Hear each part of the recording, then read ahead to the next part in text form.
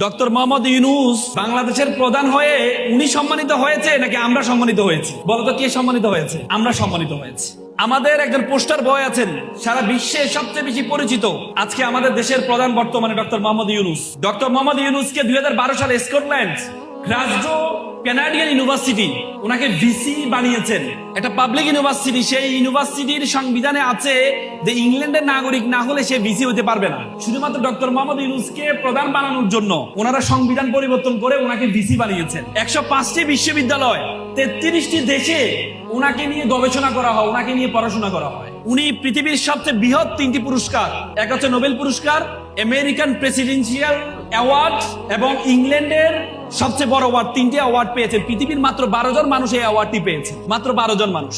ওনাকে যেন আমেরিকা এক সাংবাদিক প্রশ্ন করেছিলেন, আচ্ছা আপনি তো সবসময় বিশ্ব ব্যাংক নিয়ে কথা বলেন, যদি আপনাকে বিশ্ব ব্যাংকের প্রধান বানানো হয় তাহলে আপনি কি করবেন? উনি বললেন, আমাকে যদি বিশ্ব ব্যাংকের প্রধান বানানো হয় তাহলে আমি বিশ্ব ব্যাংকের যে সদর দপ্তর এটা আমি ঢাকাতে নিয়ে আসবো। তো বললো যে আপনি ঢাকাতে নিয়ে আসবেন কেন?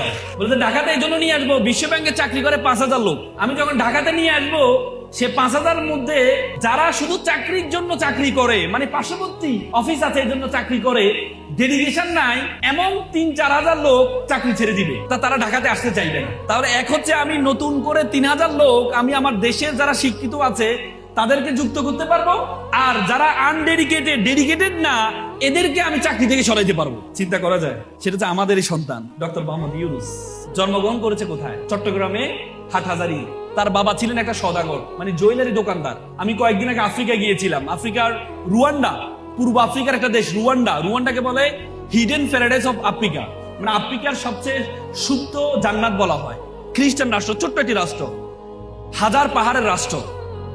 সে রাষ্ট্রে আমি যখন বাংলাদেশ পরিচয় দিলাম তারা ভালোভাবে চিনতে পারছে না, কিন্তু আমি যখন ডক্টর মোহাম্মদ ইউনূসের কথা বললাম সাথে সাথে ওনাকে চিনে গেল তারা। তার মানে আমাদের দেশের পোস্টার বয় ডক্টর মোহাম্মদ ইউনূস, উনি একটা গ্রাম থেকে জন্মগ্রহণ করেছেন। ওনার বাবা কি ছিলেন?